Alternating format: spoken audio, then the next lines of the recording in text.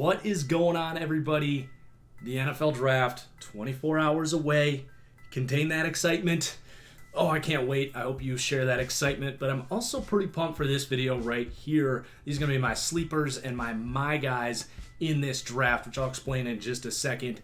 But this is going to be a really good just kind of capture of all of my takes and evaluations packed into one. A really good last video, though I might still have time to get that top 10 safeties video out. But anyway, it's going to be a good video to look back on throughout the draft and then in a year to see kind of who I was right on, who I was wrong on, and just kind of go back and look at that.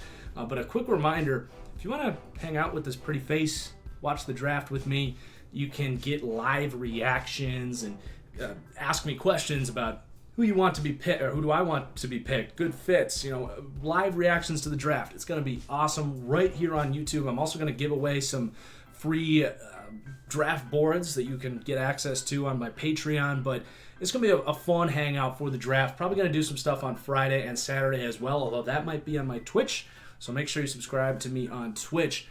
So this video is my sleepers, or my guys, if you will. That term, you could spin it in a lot of different ways, but that basically is the guys that if I were so lucky to be in an NFL war room, wink, wink, NFL, but these are the guys I'd be pounding the table to draft. These are the guys that I love, I'm confident in. Some of them aren't necessarily sleepers. There are going to be some first, second round guys here, but these are the guys that I've had to kind of slide up my boards. You kind of set it where the public consensus is, and you adjust as you do your evaluations. These are the guys that I felt I've really had to move up, and these are guys, most importantly, that I think are going to give you above average return on expected value for that position. So these are the guys that I think more often than not I would end up drafting. It's not to say I don't like other players in the class, but these are my guys. So let's get into it. So we are going to go through position by position, and then we're actually going to get into not my guys that I probably will not be drafting. We'll get to that later. But starting with the quarterback, and I know what you're going to say. He's not a sleeper. He's probably going first overall in the draft, but Kyler Murray, I just felt like I needed to put him here because I can proudly say that someone else might have said it before me, but if they did, I didn't get it from them. Back in the 7th of January, I did my first mock draft, really before the pre-draft kind of hype had started. Watched 2 or 3 games of him and said, this guy's special. I would take him first overall. I'd say screw Josh Rosen, who I took with the 10th pick last year, and carry on with Kyler Murray, who I think is more Russell Wilson than he isn't. So this one, I guess he's not a sleeper, but I just wanted to leave him here because I definitely feel like he's one of my guys now that everyone is kind of in agreement that he is really a special prospect. And then that's really all I have for quarterbacks. I like Will Grier, I like Ryan Finley, but they're probably going about where I have them projected in the second round. So then we've got the running backs here, starting with Rodney Anderson. Some injury questions here, which you definitely get, but kind of a poor man's Joe Mixon. Reminds me a lot of Spencer Ware, really balanced guy with kind of deceiving speed and receiving ability. So I think you get him 3rd, 4th round, plug him in as a starter, assuming he can stay healthy, and you could be getting a really nice value, just like we've seen with a lot of running backs in the last few rounds in the middle of the draft. And then Bryce Love, you can kind of say similar things, where if he can stay healthy, I feel pretty damn good about him being something close to a star running back. He's super explosive, reminds me a lot of Aaron Jones for Green Bay. Now, he does have that ACL injury, and he's a more slender guy. Aaron Jones also, by the way, has those injury questions. So you're taking a risk here, but when healthy, he's one of the best running backs in this class. He could have been a first-rounder last year if he came out. And then the last guy here, Darwin Thompson. My comparison for him is Chris Thompson.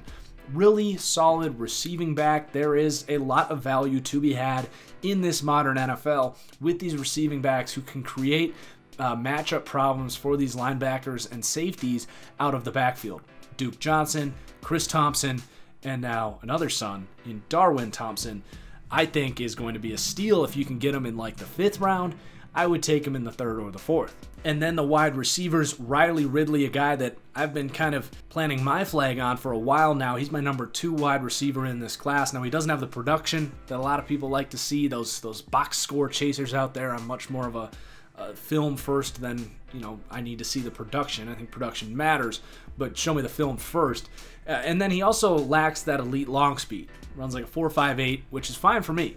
My comparison was already Davante Adams, who I think ran, middle of the 4.55 range.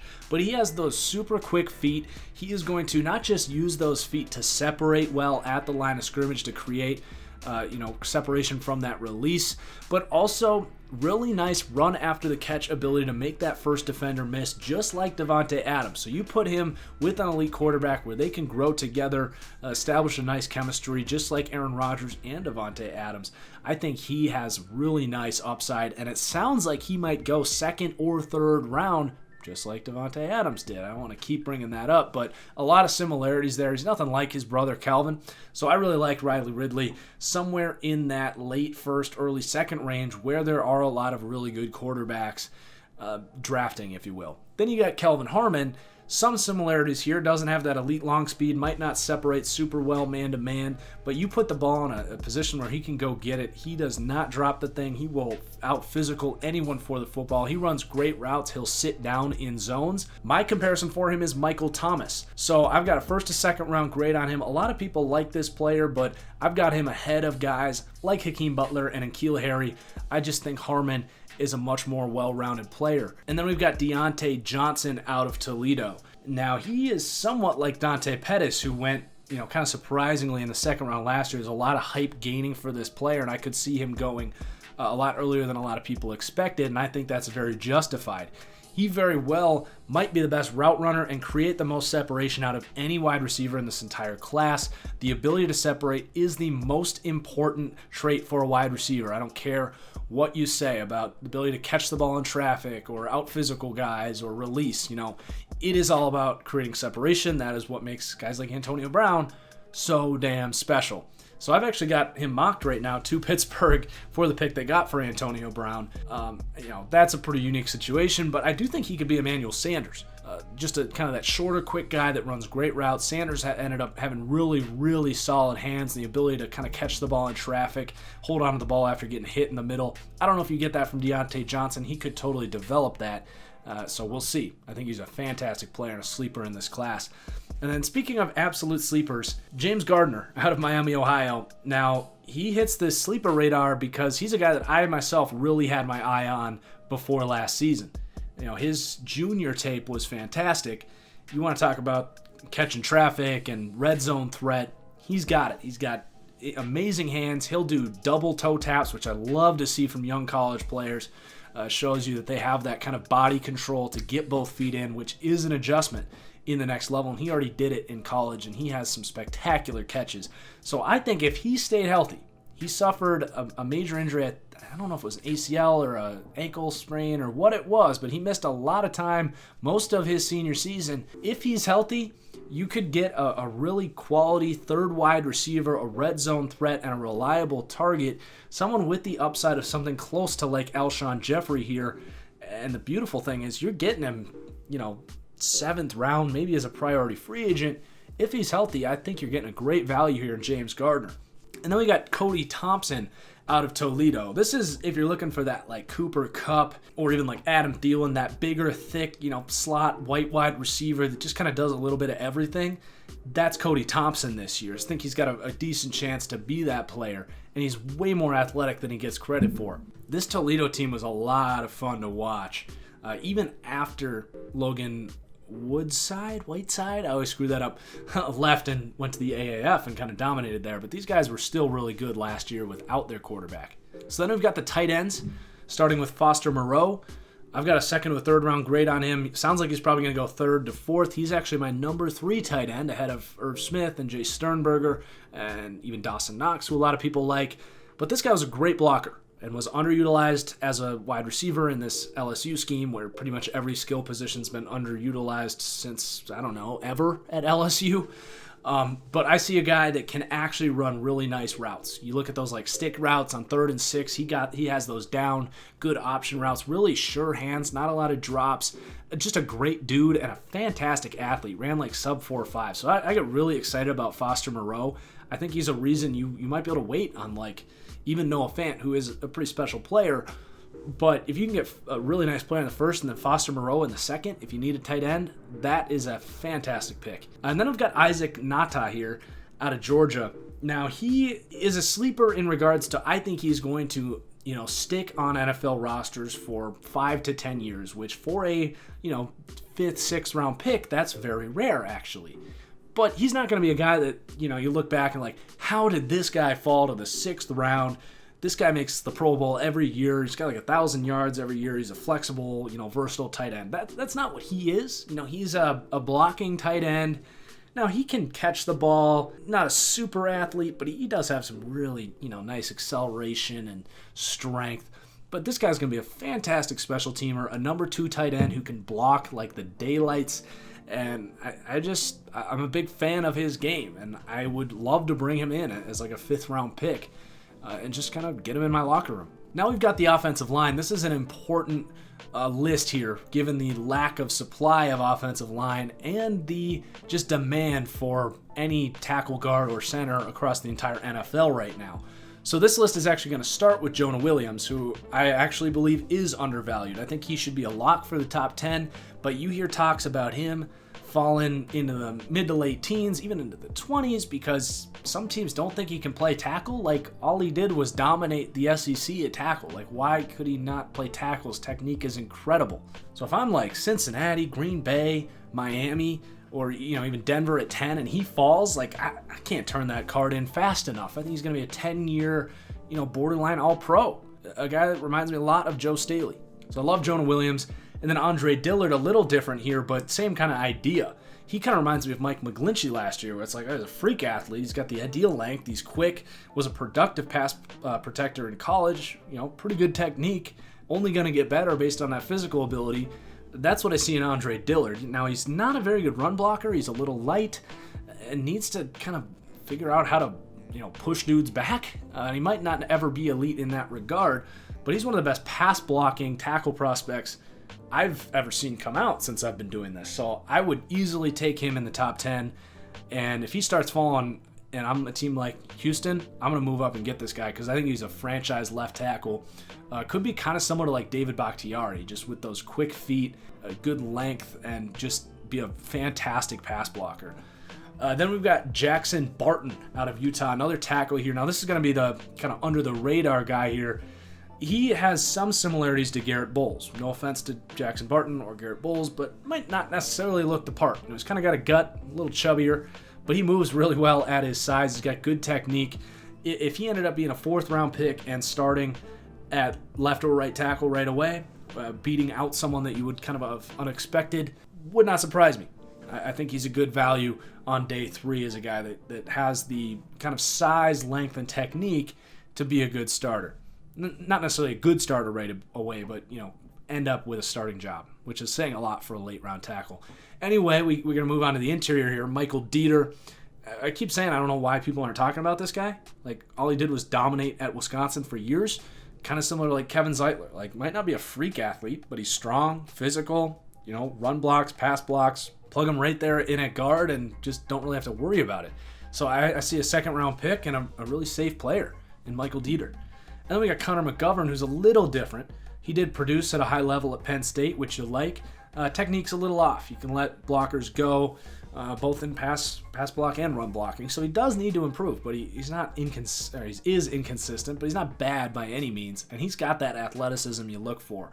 So I think, late 2nd, early 3rd, you're getting a really nice player here in Connor McGovern, who's only going to get better. And then Alex Bars, here's kind of the late sleeper guy on this list. Now, he suffered injury, didn't really show us anything in the pre-draft process. I think he's a guy that, like McGovern, could kind of improve his stock as a multiple-year starter for a program like Notre Dame, Penn State. But we've seen some really good linemen now come out of Notre Dame. Alex Bars was a part of that great offensive line that had Quentin Nelson and Mike McGlinchey. So I think there could be some under-the-radar stuff going on with him because he was a good player in college. He doesn't seem like just such a bad athlete that he can't work out in the NFL. So if you're getting him in the 5th, 6th round, you could be looking at a guy that just wasn't able to really impress anyone because of the injury in the pre-draft. And if he gets healthy, you very well could be finding a starting guard on day 3. So now we're moving on to the defensive side of the ball. We've got Zach Allen. If you've been following this channel, there's no surprise here. I think he's the most polished pass rusher in this class. Some people see him, gaining weight and moving inside and being an interior guy. I disagree. I think he's way too polished. He's got explosiveness and bend and work ethic to be a starting edge player, like maybe not to the quality because he lacks the physical ability of like a Calais Campbell, but in that role. Or J.J. Watt is kind of a late career J.J. Watt in Zach Allen. I said that his tape against Temple, and I caught some flack for this, is the best edge rush tape in this class and some of the best I've ever seen. People are like, oh, that's overreacting and loving your guy. And I'm like, did you watch the Temple game? And some people were like, yeah, you're right. Damn, that was really impressive. So, big Zach Allen guy. I would take him as a starting 4-3 edge who could maybe come inside on some pass rush downs, but I like him on the edge. And then we got Jamal Davis. This is one of my biggest sleepers in this class. I mean, my comparison is Yannick Ngakoue. And I'll be blunt, he is not good against the run at all. Like, you don't want him on the field on first down, but you put him out there when the other team is for sure passing the ball. Maybe you're at home and they know the snap count, or you know the snap count, and Jamal Davis can just fly off the edge. He's got great bend, the quickest, I think, off snap first step in this class. So if this is a guy that, only plays on third downs but still gets 8 sacks a year, I think he's going to be a fantastic role player in a very important role that you can get as late as the 4th, 5th round. And that could be an absolute steal. Then we got Anthony Nelson. He kind of lacks that upside, but he's just a really solid player. He's going to be a dominant run defender on the edge. He can rush the passer a little bit. He's got really good leverage and strength, which is often a problem with these lengthy guys. He's 6'7", so he's something like Margus Hunt, who has actually kind of really developed over time and been a starting caliber player for the Colts. So I kind of look at that mold, maybe a 3-4 end or a 4-3 end, a first down defensive end who can really defend the run, and then maybe he does in time turn into a really good pass rusher because he shows some nice pass rushing traits, but I don't know if you're going to trust him with that right away. And then we got Malik Carney. Now, he got in trouble for selling shoes. I don't care about that. You know what? Screw the NCAA. Sell your shoes. Miss a couple quarters. Get your money. But anyway, Malik Carney my comparison is Lorenzo Alexander, a versatile defensive end type. He could play some 3-4 outside linebacker, could be a really good fit for him. He's got decent pass rush ability, but probably never going to be elite in that regard. Really smart run defender, physical guy, but he can also play some off ball as well. So that Lorenzo Alexander role that you see in Buffalo, I think would be a great fit. Maybe not a starter for his career, just like we saw Lorenzo Alexander. It took him multiple teams to land in a spot that knew how to use that skill set. If a team like New England or Detroit ended up with Carney, I think he could be a starter in that type of multiple scheme. Moving on to the interior defensive line, I had to put Ed Oliver here just because I feel like, he's been a top 5 player this whole time. I think a report came out today that the Jets were thinking about him at 3. I said a few days ago that, if it were me at the Jets at 3, I'm not sure I'm not pulling the trigger on Ed Oliver over Quinnen Williams, because if someone is going to become Fletcher Cox or Aaron Donald, and my belief has always been, if you're going to spend a high investment, a top 5 pick, or spend a bunch of money on an interior defensive lineman, that can be worth it. But they have got to get after the quarterback at a high pressure rate, like Aaron Donald or Fletcher Cox. I'm not saying Quinnen Williams can't do that, but I think Ed Oliver has a better chance at being that elite interior pass rusher, something between Geno Atkins and Aaron Donald. And I think a lot of people are just afraid to say he can be Aaron Donald because he's not as polished coming out, and he didn't have the production. But there's a lot of reasons that can go into that. If he became an Aaron Donald type of defender, I would not bat an eye. His potential is that high. He's 2 years younger than Aaron Donald was coming out. So I love Ed Oliver. I always have. I wanted to keep him on this list, even though he's not a sleeper by any means. But there are some, people that say he's too short, that he can't play defensive tackle. And I think that's just, such an outdated thinking. Look at the best D tackles in the NFL. They're all undersized, quote unquote. So are they actually undersized? No, they're not. They have leverage and quickness on the inside. It's why they're so good. Offensive linemen can't get a hold of them. So anyway, Jeffrey Simmons also makes this list. It's mainly just because I'm still comfortable taking him as a top 20 player if I'm okay redshirting him. Like a team like Miami or, Oakland at 24. Like, just get a top 10 talent later in the draft. That's basically what it comes down to. Now, there are teams that I wouldn't do it because I'm ready to win now, and he frankly might not have that impact right away. He's coming off an ACL injury in February. But as a player, he's a top 5 player in most classes. This class has crazy talent at the top for defensive linemen, so he was already going to be a value. But now after the injury, if you're willing to wait, and this is a guy that has a lot of adversity in his life, he's going to look at this as nothing compared to what he's been through, especially with modern medicine. And ACL injuries these days just doesn't scare me as much. So then we got Renell Wren. Not too much to say about him. I kind of was wishy-washy on even putting him on here. But if he's sitting there in the 4th, 5th round, I would definitely take a chance on this player. He's got insane explosiveness as a huge dude. I don't know if he's going to start right away, but, I kind of envision him developing and having, like, upside of, like, just a massive explosive dude in the middle, kind of like a Linval Joseph at that just massive, like, 6'6" frame. So an intriguing player. I don't think he's too far off of Jerry Tillery, who a lot of guys like in the, late first out of Notre Dame. Then at linebacker, Blake Cashman, he's been my guy. That's kind of the pick that everyone loves to attack me for. I've mocked him at 20 to the Pittsburgh Steelers in my What I Would Do mock draft. I think he's got ideal length, quickness, play recognition, understanding of route concepts, and he can thump too. He does not get overwhelmed in the run game, but ideal traits for a pass coverage guy as well. Reminds me a lot of Sean Lee out there, so I love Blake Cashman. If he ends up falling to the 2nd round, which it sounds like he will, whoever gets him is probably going to get my grade for the best pick in the whole draft. Then we've got Sutton Smith out of Northern Illinois. We've talked about him in my linebacker video, so I won't go too far in here, but basically an elite, undersized edge rusher at lower level of competition. Just a baller, elite quickness, acceleration, really good speed, and a guy that's going to have to kind of learn how to drop into coverage, learn a new position. But he's just a really good football player, and I like him in a multiple scheme where he can still do some of the things, rushing the passer off the edge as a 3-4 outside linebacker, or in a multiple scheme. But I like his ability and his physical ability and just kind of work ethic to translate to a more traditional off-ball linebacker. Next, we've got the cornerbacks. A bit of a lazier take here, but I'm going to direct you to my top 10 corner video if you have not seen it yet. I'm saying every one of my top 10 corners are kind of guys that I would pound the draft table for, because I think a lot of teams are undervaluing this position right now. I showed in that video a stronger correlation, much stronger, between PFF coverage grade and PFF pass rushing grade to your win percentage. And it has to do with the lack of supply of good corners and just the, tendency of corners to get injured, and the fact that it's 2019 and nickel is the new base. You need 3 starting corners. So for most teams, even if you have 1 or 2 or even 3 good corners, I think there's a lot of value to be had in taking some of these corners who I really do think are a little underrated right now. So do check that video out. There's a long tangent about that whole take there, but I did want to bring that back up.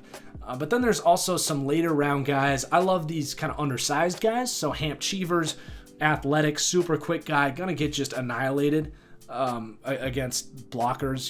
He's not gonna be much of a run defender, I don't think. Some of these smaller guys do prove you wrong.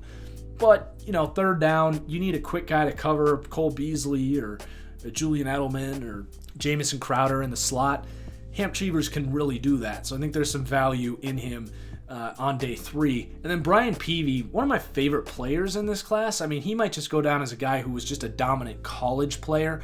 But, this guy has ball skills, will play the run, was a shutdown outside corner at 5'9" and 4'6", 40 times. So he does lack the physical traits you desire, but I'm willing to take a chance on him in the 6th, 7th round, priority free agent, bring him in, give him a chance to be the next Desmond King. Oh, and by the way, he did all that with a torn shoulder in college in his senior year. So the dude's just a badass, a really good football player. I'm willing to take a chance on the guy, and if he isn't athletic enough, it's not the end of the world. You say goodbye, thank you for your efforts, good luck in the XFL. And then Blessawan Austin, not a whole lot to report on this guy, just, he's probably not going to get drafted. but he suffered an injury in his last year. He was a guy that a lot of people had their eyes on as a kind of athletic, lengthy, prototypical number one corner that had some expectations going into his final year that just kind of everything went wrong. So I like taking a chance late on a guy like this that, could actually have been a 3rd or 4th round player had he stayed healthy. Then we've got the safeties. Darnell Savage, elite rangy center fielder, reminds me of Eddie Jackson. A little aggressive at times. He might, early on in his career, suffer some bad plays after getting hit by pump fakes and eye fakes, and he might get a little aggressive at times, but it's better than a guy that does not have the range and is just kind of there to clean up the mess after a 20-yard completion. I'd rather have a guy that's going to create turnovers and splash plays, even if he does get beat gambling a little bit. So, seriously elite athlete, a guy that is climbing into the 1st round. I don't know if you can even call him a sleeper anymore, but he has climbed to be my number 1 safety because of that upside as a center fielder, which is harder to find than a guy like Nasir Adderley, who I really like, but I project as more of a, nickel defender with some decent range. But Darnell Savage, a rare type of player like an Eddie Jackson. And then we got Ugo Amadi out of Oregon. Just, 5'9" guy, can defend in the nickel, rangy center fielder, could play some strong safety. If he ends up falling to the 4th or 5th round because he's 5'9", I think you're getting a guy that is more LaMarcus Joyner than he isn't, who just got paid $40 million by the Oakland Raiders. Teams still are a little old school. If this guy was an inch taller, he'd maybe be a 2nd or 3rd round pick, but he's 5'9" and he could fall for that reason. So I really like the upside in taking him in the 3rd or the 4th round. So this actually got a little longer. I am going to cut the Not So My Guys into a 2nd video. I will upload them at the same time. So if you want to check out my guys that I probably will not be drafting if I were in the war room, do hit this card right here in the top right corner. Also remember to like this video if you enjoyed. And cheers, guys. We'll see you soon.